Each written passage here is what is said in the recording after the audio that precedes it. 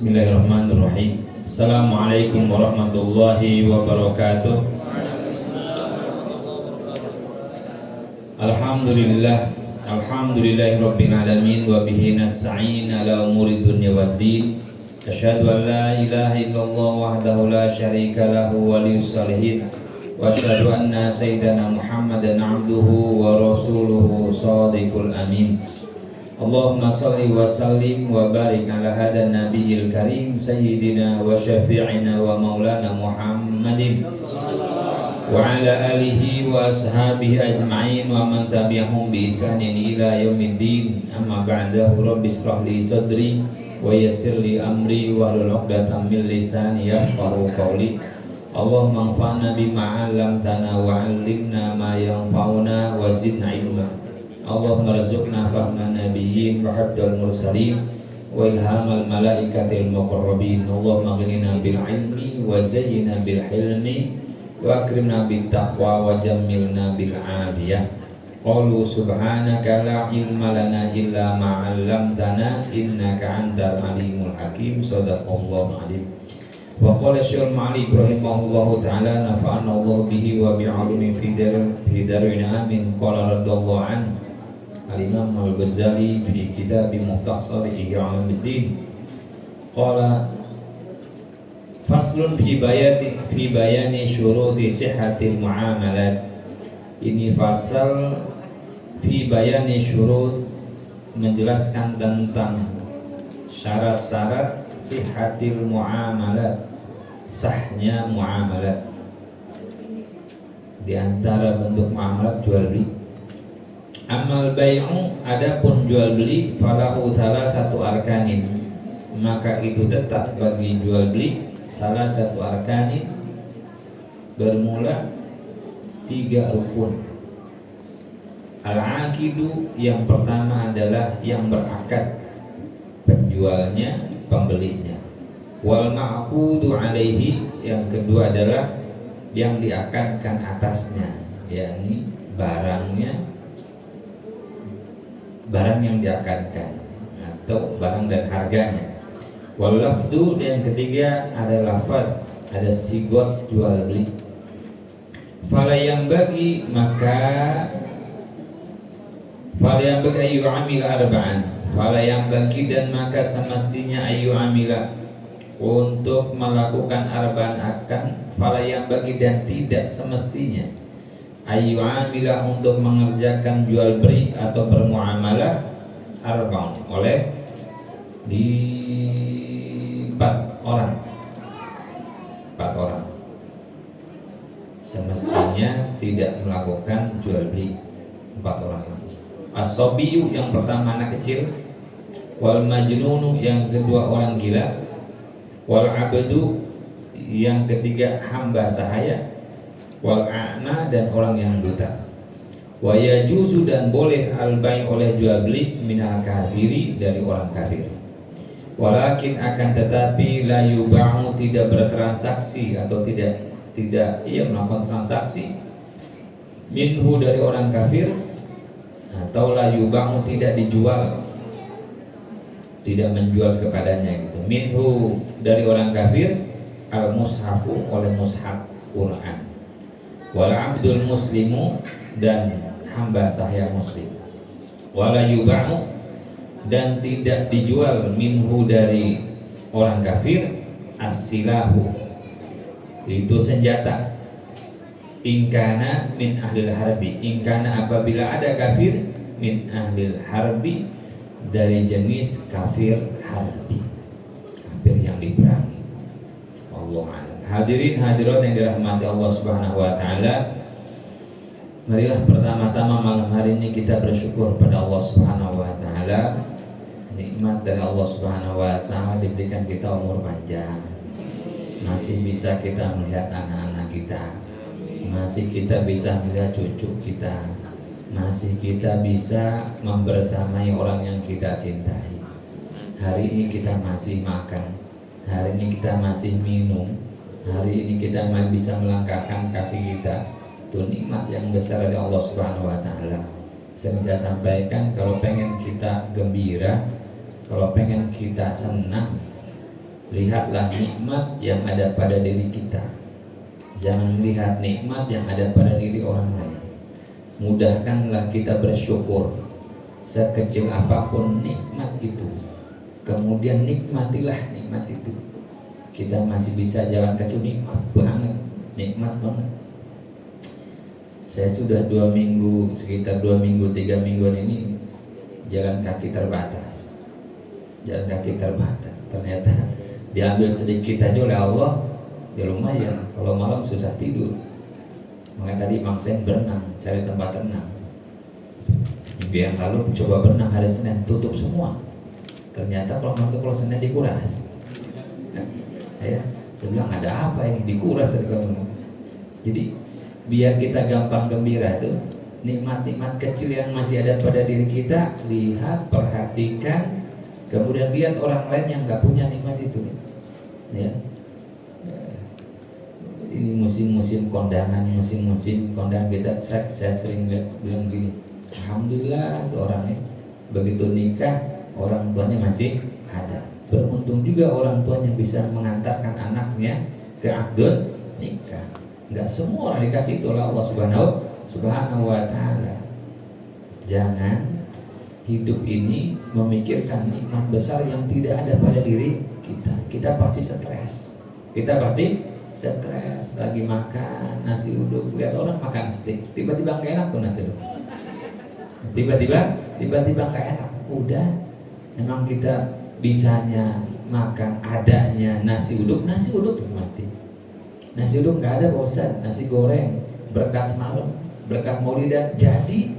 Udah nikmati, gak usah lihat nikmat yang lain, gak usah lihat karunia orang yang dimiliki oleh orang, maka gampang gembiranya, gampang mudah. Dan memang hidup di dunia ini kita harus tahu karakter dunia. Kita kalau pengen di antara orang cerdas itu adalah di mana dia tinggal, dia tahu karakter tempat tinggalnya dan dia bisa bersikap sesuai tempat itu. Itu orang pintar. Ketika dia ke satu tempat, katakanlah ke satu perusahaan, dia lihat karakter orang seperti apa, karakter kerjanya seperti apa, kemudian dia menyikapinya, maka dia akan bisa hidup di situ. Itu tanda orang cerdas, orang punya ilmu.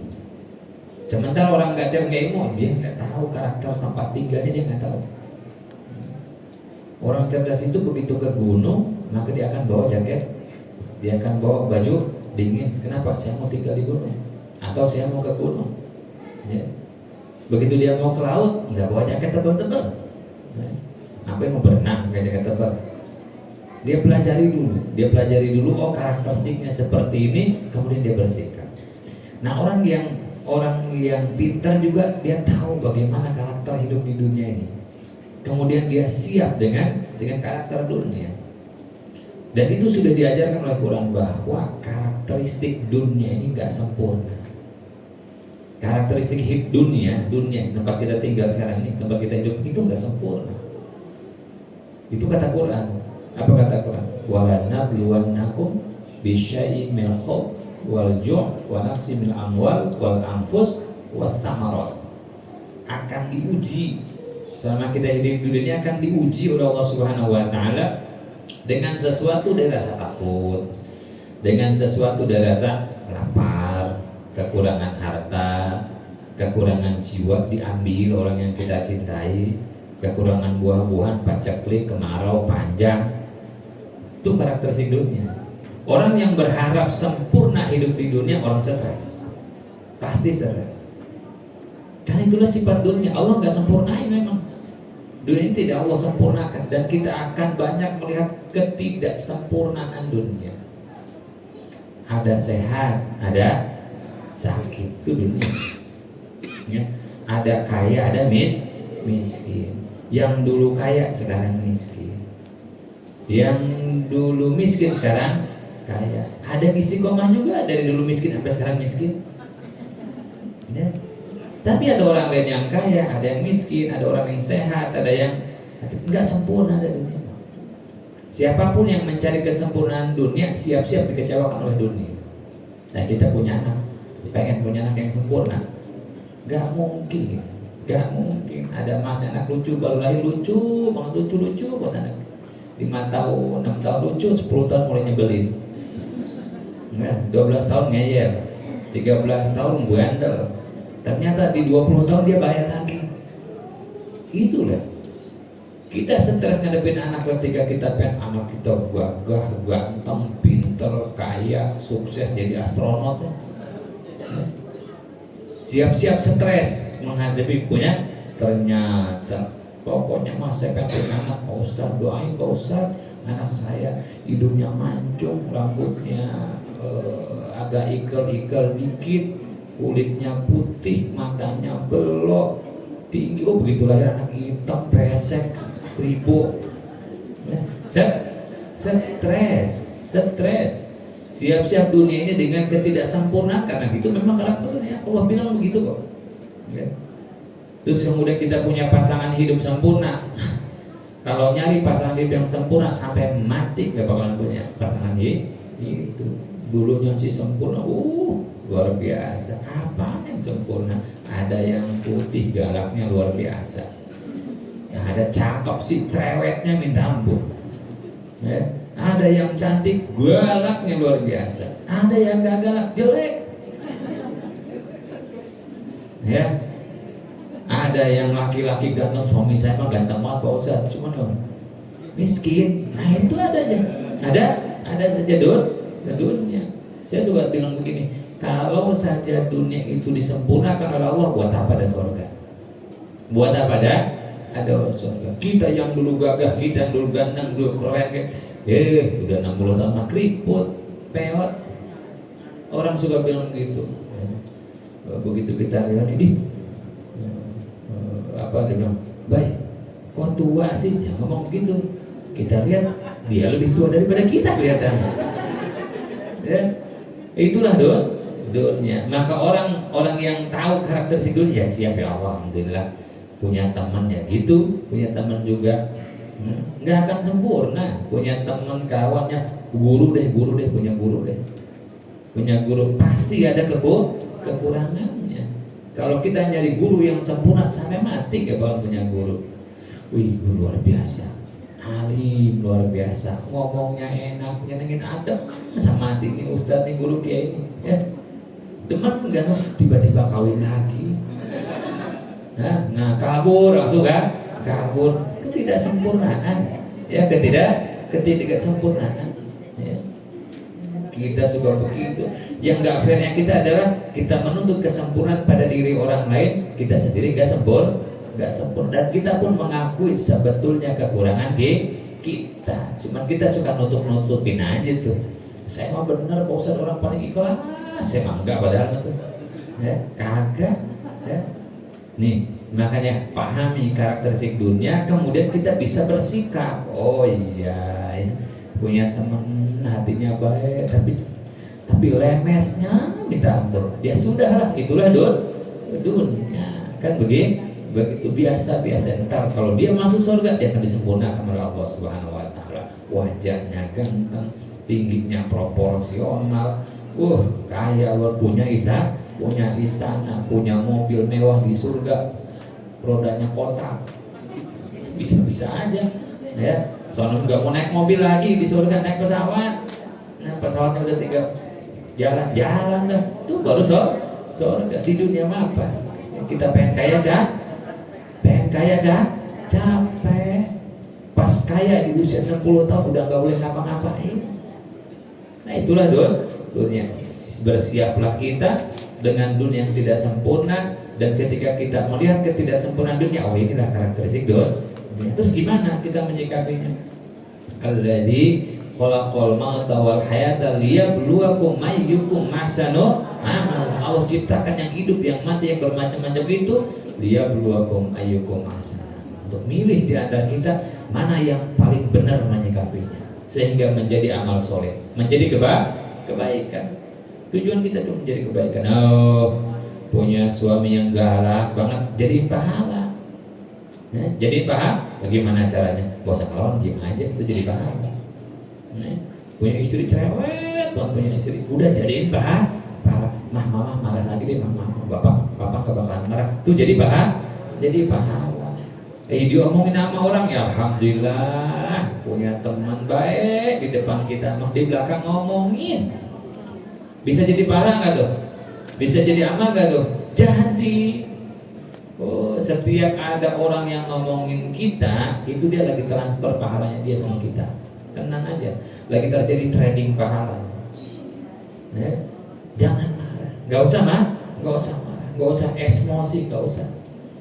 Bu, ibu diomongin di sana, alhamdulillahirobbilalamin, saya dapat pahala tanpa perlu saya kerja, tanpa perlu keluar keringat. Dapat pahala sedekah tanpa perlu ngeluarin duit, dapat pahala qiyamul lail tanpa perlu capek-capek begadang. Jadi kalau ada yang ngomongin kita diminta mah jangan, tapi kalau terjadi alhamdulillah.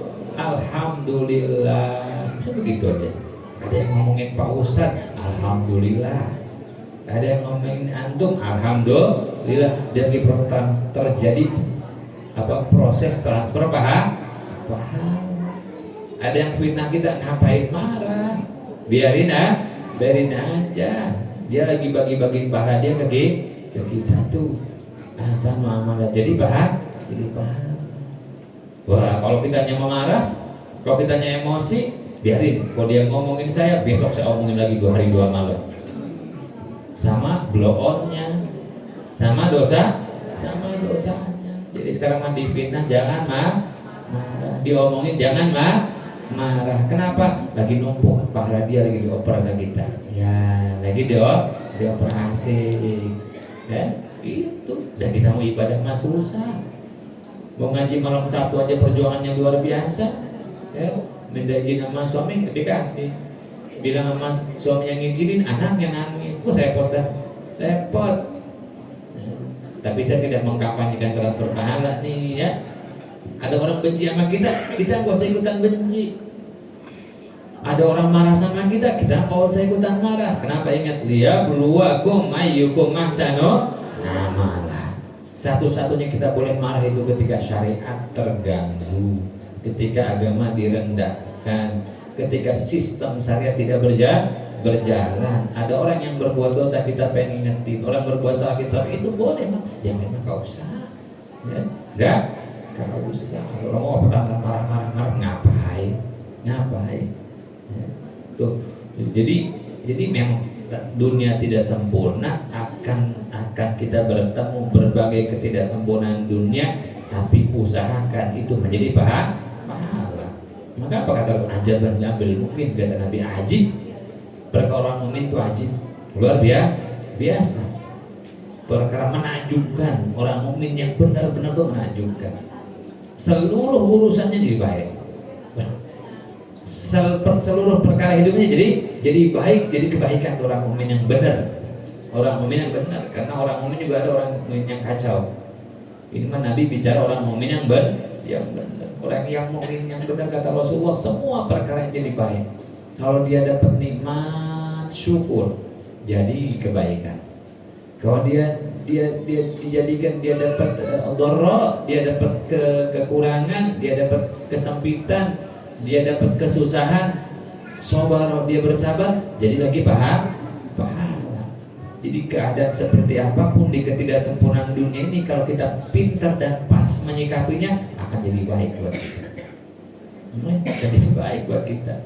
Satu pahala, yang kedua orang itu tetap bahagia.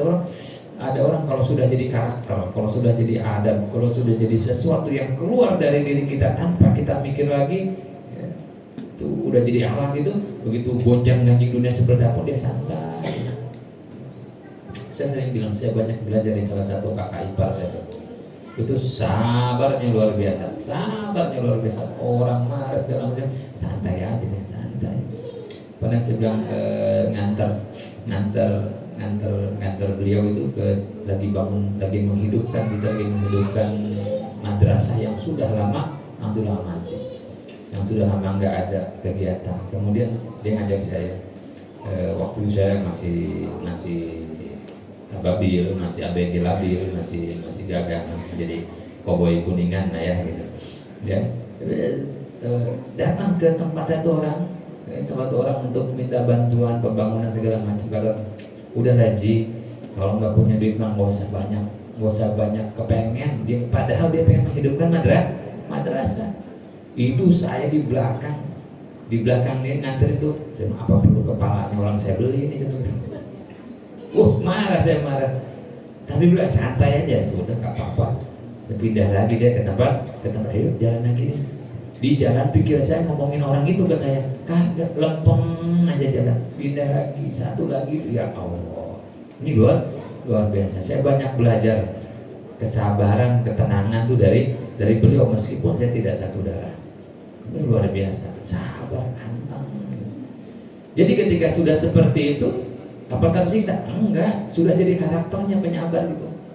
Di ayat yang tadi, wabasyiris sobirin, ayat yang awal tadi, akhirnya ujungnya adalah yang menang, yang bahagia, yang bisa menjadikan pahala itu adalah orang-orang yang bersabar.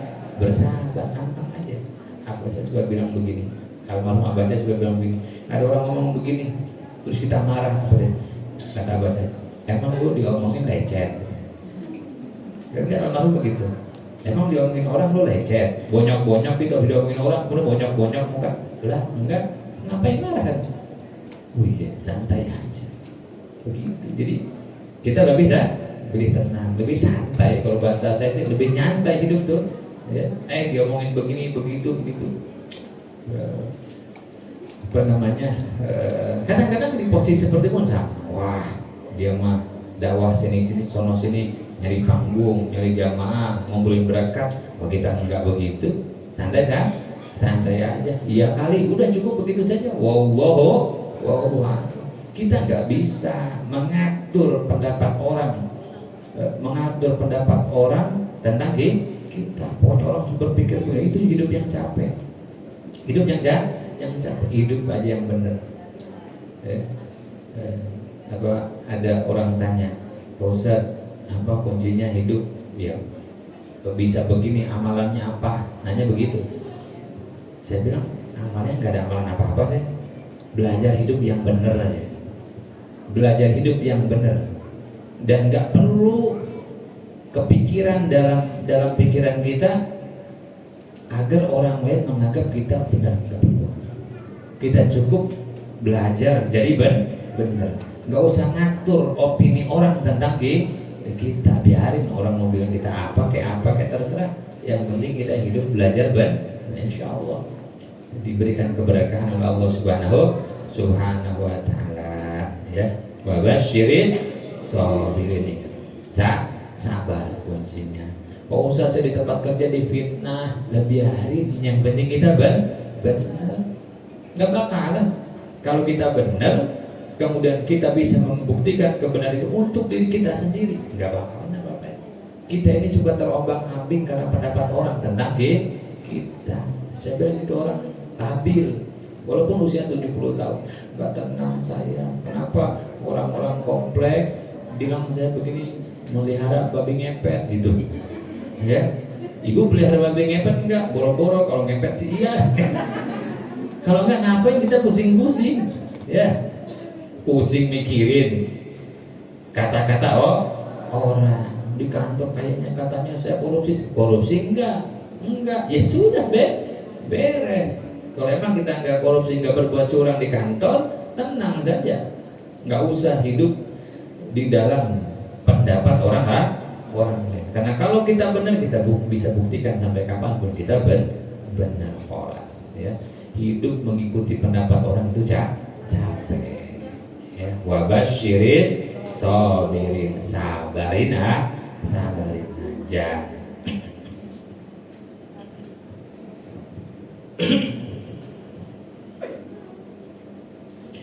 Ibu yang dirahmati Allah, Bapak yang dirahmati Allah Subhanahu wa ta'ala.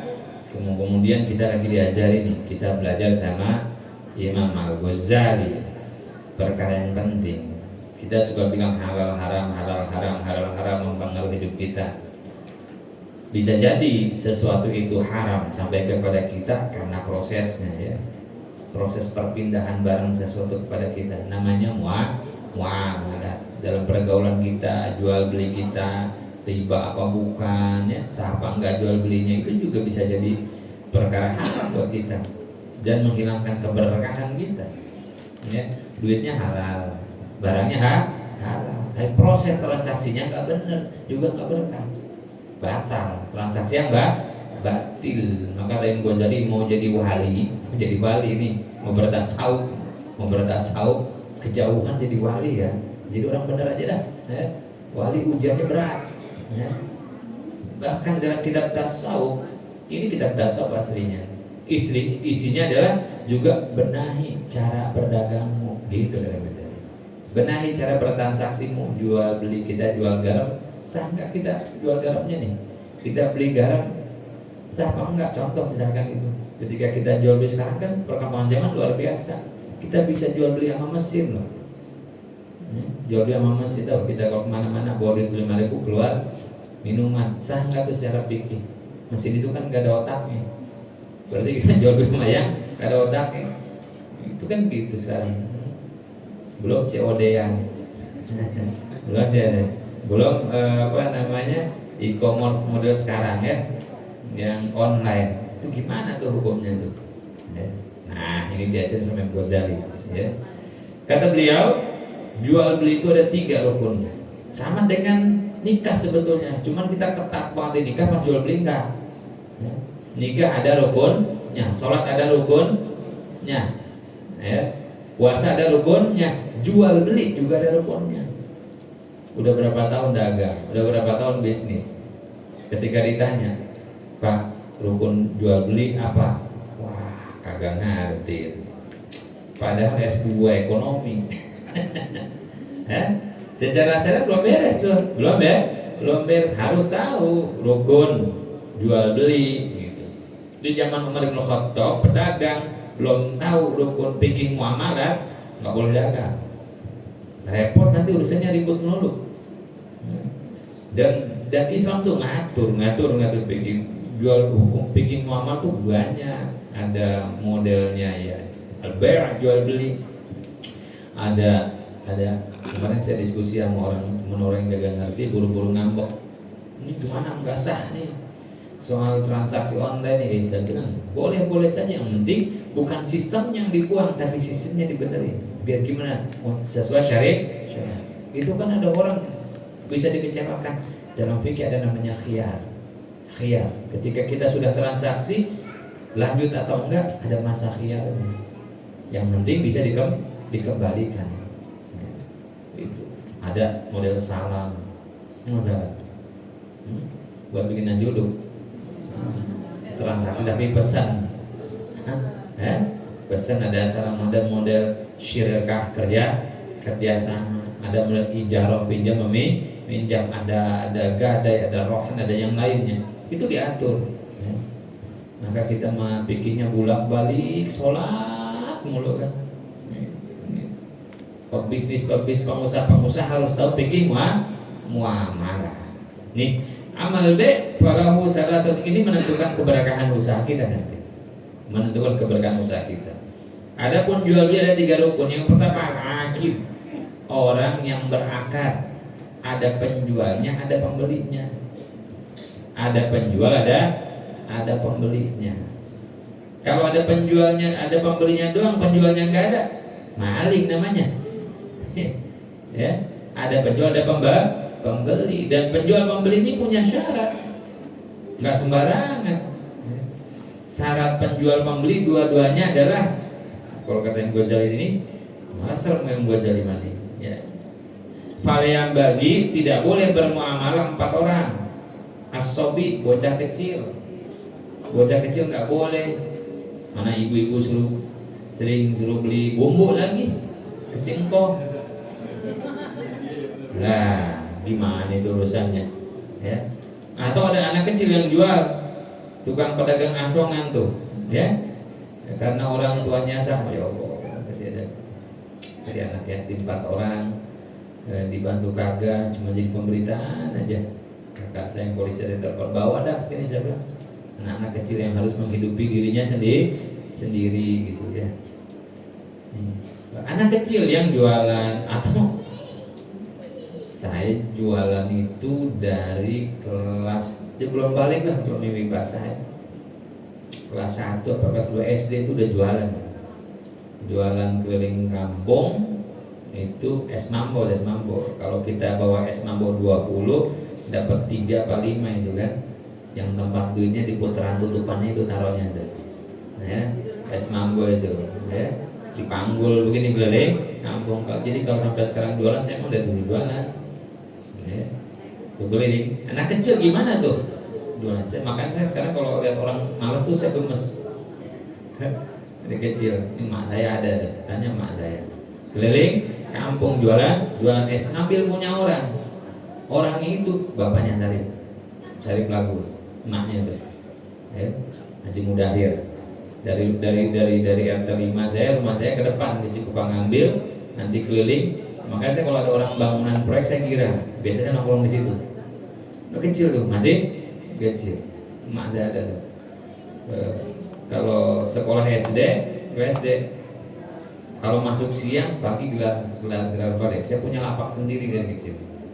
Lapak sendiri, jualan jualan itu yang suka diaduin tuh, telur puyuh. Nah, telur puyuh dari Wak Oleh belinya tuh, masih ingat kemarin itu tuh. Gunduk jualan, siangnya main, menang, jual besoknya. Jadi saya suka minta maaf sama teman-teman SD saya. Kalau dulu kan main gundung gak boleh pulang, kalau menang, saya umpetin, pulang nih, besok cuci, besoknya jual. Jadi gimana hukumnya? Kalau lihat anak sekarang malas tuh saya gemes, karena saya begitu dari dulu gitu. Orang malas pengen senang, orang malas pengen hidup senang. Dengan cara apa? Ngomongin orang. Orang malas pengen mulia, merendahkan orang dengan omongannya. Nah, gimana tuh hukumnya anak kecil? Kata Imam Ghazali, anak kecil tuh nggak sah jual belinya. Dan Ghazali, awil majnun, atau orang gila. Kenapa? Nggak tahu nilai, nggak tahu barang bagus. Gitu. Awal abdu, atau seorang hamba sahaya. Karena orang hamba sahaya gak punya keputusan, gak boleh memutuskan, semua putusan tuannya. Awil a'ma, atau orang buta, ya, orang buta jual beli yang gak tahu dia barang, yang penting bulat aja, ya, gak tahu telur plastik, kan bahaya. Kalau kata Imam Ghazali begitu, bagaimana menurut pendapat Imam Mujtahid yang lain, ahli fikih yang lain? Satu lagi syarat akid penjual pembeli, tidak boleh di dalam paksaan, harus bisa memilih antara melanjutkan transaksi atau tidak. Jadi selain ahli tadi syaratnya, ahli itu diantaranya bukan anak kecil, bukan tidak gila, tidak buta, bukan hamba sah. Yang kedua adalah tidak ada paksaan di dalam jual belinya, ya. Jadi nggak boleh ibu-ibu jual sama suaminya maksa lagi. Pokoknya nggak mau dibeli, mama ini salah order nih, jualannya dalam paksaan, tidak boleh. Nah, nih ya, gimana hukumnya anak kecil? Di dalam kitab Kifayatul Akhyar, di dalam kitab Bughyatul Mustarsyidin, ya, itu dibolehkan anak kecil karena kelaziman. Ya, boleh tuh jual, boleh beli. Pendapatnya adalah pendapat Imam Malik, dan Imam Malik juga dalil yang diambil dari Sayyidina Umar bin Khattab. Kata Imam Malik, menjual satu barang dengan cara yang dianggap sah oleh kalangan masyarakat tertentu hukumnya sah. Sudah lazim di banyak negara anak kecil disuruh beli. Yang penting nilainya murah, bukan perkara yang mahal. Jadi ada pendapat yang tidak boleh mutlak, ada yang membolehkan secara mutlak, ada pendapat yang ketiga, pendapat Said Sabiq, itu bolehnya anak kecil transaksi tapi yang nilainya tidak seberapa. Misalkan tadi cuma beli terasi doang, beli garam doang, beli sayur yang nilainya 5.000, kalau gagal juga antar ridho lah si si yang nyuruhnya gitu. Tapi kalau anak kecil beli motor, anak kecil pernah anaknya Komeng kalau nggak salah ya, anak kecil jual Pajero Sport, ya keisan itu batal secara otomatis dalam hukum Islam, batal karena anak kecil menjual sesuatu yang bernilai. Atau kita punya toko emas, biasa jual emas 1 kilo, 2 kilo, soon, yang jagain bocah, itu bocah nggak boleh transaksi karena barang yang bernilai. Tapi kalau yang kecil-kecil seperti itu, kata Syekh Taqiyuddin Al-Husni, kata pengarang Bughiyah, dibolehkan dengan syarat satu, barangnya barang murah, tidak bernilai. Yang kedua, anaknya sudah mumayyiz, sudah bisa membedakan mana terasi, mana garam, sudah bisa membedakan mana barang yang busuk, mana yang tidak tuh. Kalau nggak repot, anak kita nggak bisa jajan di sekolah PAUD, ya itu boleh. Kemudian dibolehkan juga ketika ada kebutuhan tertentu. Kebutuhan tertentu apa tuh? Anak kecil tadi kalau dia nggak jualan dia nggak makan, ya. Kalau dia nggak jualan dia susah hidupnya. Kadang-kadang anak kecil itu jualan untuk hidup kedua orang tuanya, itu boleh. Kalau barang yang bernilai tidak boleh. Tuh. Jadi anak kecil boleh ya. Boleh. Wal ma'qud alaih, yang kedua ada barangnya. Ada barang, ada barangnya, ada harganya. Ada barang, ada harganya. Secara hukum asal tidak boleh transaksi yang belum jelas barang dan harganya. Barangnya ada, tapi harganya nggak ada. Sering kita tuh apa tuh makan di warteg, yang tunjuk aja, kita nggak tahu harganya berapa, ya. Mau pulang ibu-ibu dari gerbang ke sini naik ojek, naik aja, nggak tahunya bukan tukang ojek dengan gini. Ya, kadang-kadang kita juga nggak tanya harganya berapa. Secara hukum asal itu juga tidak boleh membeli sesuatu yang belum jelas barang, ditutupin. Saya mau jual cincin, mana cincinnya? Ada deh pokoknya. Tapi situ mau beli nggak? Transaksi panjang-panjang, barangnya belum wujud, harus wujud, lihat ada speknya jelas. Yang kedua, harganya jelas. Berapa harganya? Main jadi aja transaksi, harganya belum tahu. Kenapa? Nanti terganggu prinsip dasar muamalah antara din minkum, saling ridho dan terbebas dari kedoliman. Sudah main dibawa dipakai, ternyata barangnya harganya di luar harapan si pembeli, itu nggak boleh. Jadi harus jelas. Kalau jualan buah mah buahnya ngambrak udah. Nih buahnya bisa dilihat apa segala mesti itu. Mau beli jeruk mana? Pokoknya taruh duitnya dulu, jeruknya ada deh pokoknya, mantap. Nggak boleh tuh, ya nggak boleh. Ya, harus jelas. Kalau yang tadi gimana tuh? Kalau misalkan kita belanja di warteg, terus kemudian di rumah makan, naik ojek, apa mutlak tidak boleh? Sama dengan yang tadi. Kalau nilainya nggak seberapa, nggak apa-apa. Nilainya tidak seberapa, nggak mungkin kita makan di warteg itu harganya 2 juta, kecuali 1 kelas. Katakanlah paling top-topnya 20.000, 30.000, 50, udah siap nih, udah siap. Walaupun bagusnya tetap ditanya ini harganya berapa. Begitu kita makan belum bayar tuh, sudah dipakai, itu namanya transaksi mutang. Mutangnya setengah jam, baru kita ke kasir. Ya. Yang paling sesuai syariat ya cepat saja apa? Ya, yang makan gitu, pilih bayar baru makan. Tapi kan orang Indonesia mah baik, mau makan orang itu mau makan orang Amerika. Orang Indonesia baik, makan terakhir mana? Ngutang. Yo betul. Pakai ngutang lagi, ya. Itu kan. Tapi nilainya tidak seberapa, enggak apa-apa. Tapi kalau nilainya mahal tadi, mobil, motor, rumah segala macam, enggak boleh. Itu pendapat yang saya ambil. Walaupun ada yang tidak bolehkan, kudu jelas. Apalagi di banyak kan kita sakit hati di tempat wisata, tiba-tiba bakso harganya 100.000 satu mangkok. Main jauhan dikit di Arab 80.000 satu mangkok 80.000. Jangan sakit hati, yang makanan duit ada bayar, bayar. Kita mau dibayar dia sakit hati yang dumel 3 hari 3 malam.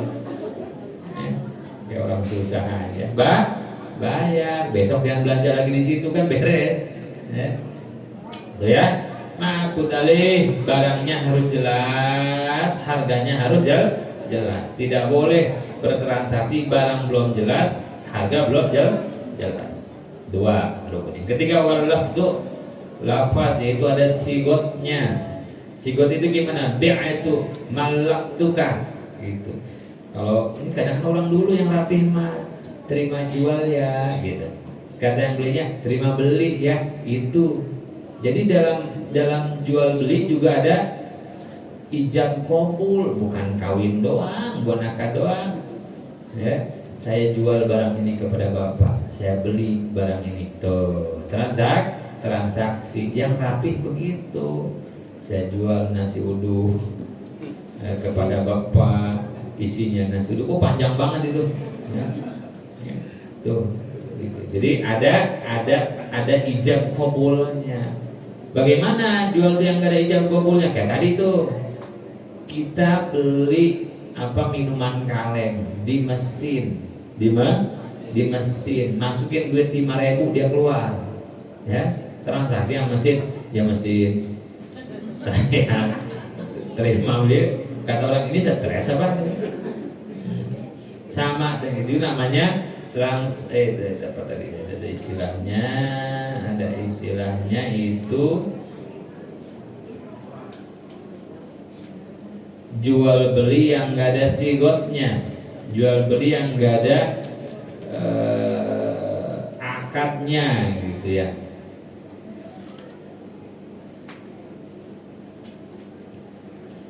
Secara hukum sama dengan yang tadi, yaitu sah kalau barangnya tidak terlampau bernilai.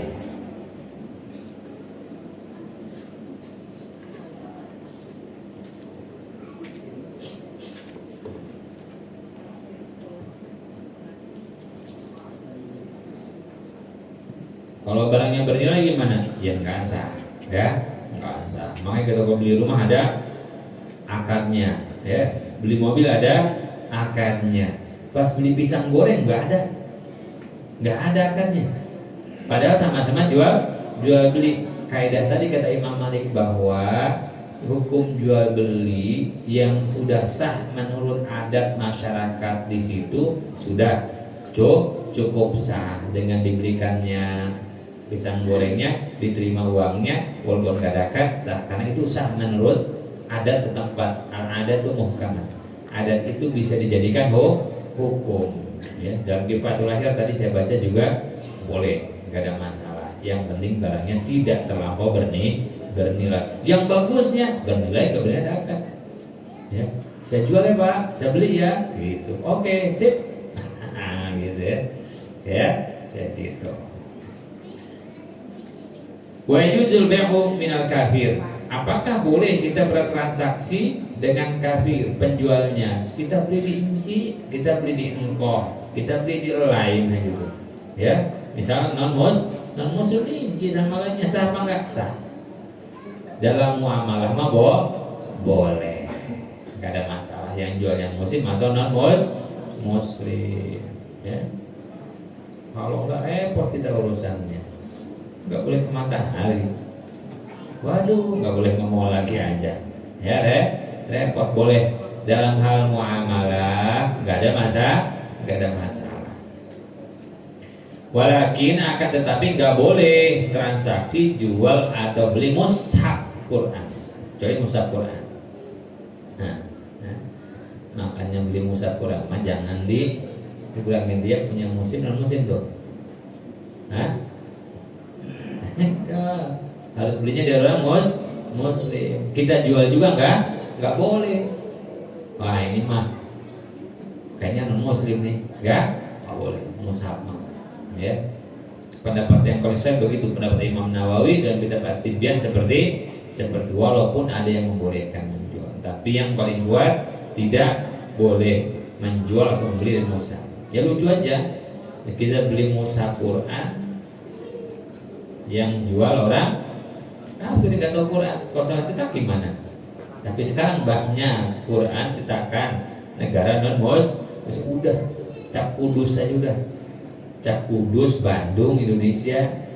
Saya pernah tawarin, Pak Ustaz ini ada Quran murah dari mana? Dari Cina, murah banget.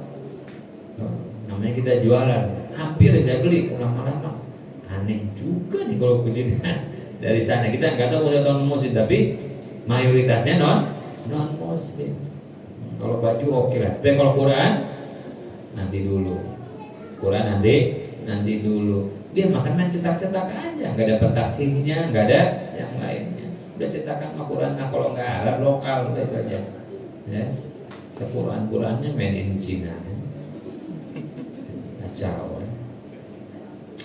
Ya, jadi tidak boleh jual beli dari. Kenapa itu Quran? Ya. Mereka memang nggak tahu adabnya nyetak Quran. Bisa jadi yang rejectnya dijak-injak sama dia, iya kan? Padahal dalam persepsi kita nih Quran ini. Ini ada lembaran, ini ada papan tulis kosong. Di sini Bismillahirrahmanirrahim atau Alhamdulillahirrahmanirrahim. Ini satu papan ini Quran hukumnya, mushaf hukumnya. Kan nggak tahu sampai situ orang lain. Ya Allah, udahlah, misalnya Quran mah. Kalau korma Pak Ustaz boleh korma boleh, asal yang korma produk Israel aja. Ya benar, emang banyak. Hati-hati, saya pernah lihat itu satu box itu dari sana. Ya, dari Mesir, Tunis, Israel. Boykot, waduh ya. Benar itu, jangan. Wala yuwa minhu as-silah, dan juga tidak boleh senjata jual beli ingkana min al-harbi, jual beli senjata kalau itu dari kafir harbi. Apa kafir harbi? Orang kafir yang memerangi umat Islam. Itu Israel itu contohnya tuh. Ya. Ya sedikit soal Israel, sedikit soal Palestina. Yang pasti saudara kita yang mati, yang pasti saudara kita yang didolimi, yang pasti saudara kita yang setiap hari berada dalam intimidasi. Saya nggak peduli latar belakangnya apa, politikkah, apalah, tetek bengek lah. Yang pasti saudara kita sedang didolimi di Palestina. Yang mendolimi aja jelas, nggak usah sok bela-belain Israel, nggak usah sok belain Yahudi, udah. Bantu walau dengan lisan, bantu walaupun dengan sesuatu yang ada pada diri kita. Itu mau soal politik, bodoh amat. Yang pasti yang meninggal adalah saudara kita. Soal ngomong politik, soal ngomong pergerakan dunia, yang pasti setiap hari saudara kita yang muslimin muslimat meninggal di sana. Gitu. Pakai disuruh hijrah. Orang Palestina nya hijrah, ya Israel semua isinya di situ nanti. Enggak dulu aja waktu begitu kita dijajah, Indonesia hijrah aja, isinya Belanda semua. Kan begitu ya sudahlah. Itu saudara kita yang mau bantu, yang mau berangkat sebenarnya berangkat. Jelas-jelas kafir harbi. Saya mau berangkat Pak Ustaz. Terus sama bini nggak boleh, ya masih takut bini mau udah,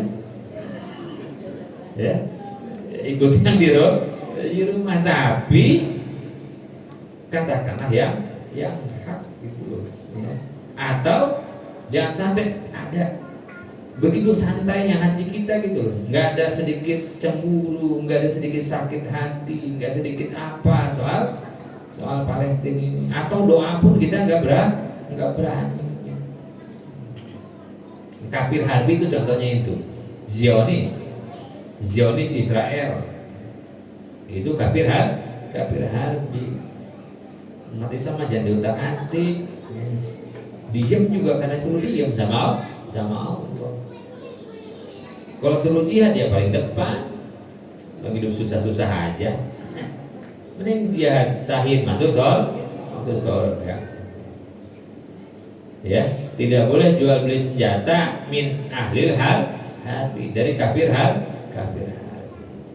Itu aja. Wala yajuzul bai'ul khamr wal wada'. Nanti barang apa yang tidak boleh dijual belikan? Rukunnya sudah ada, tapi barang apa yang nggak boleh jual beli? Ya.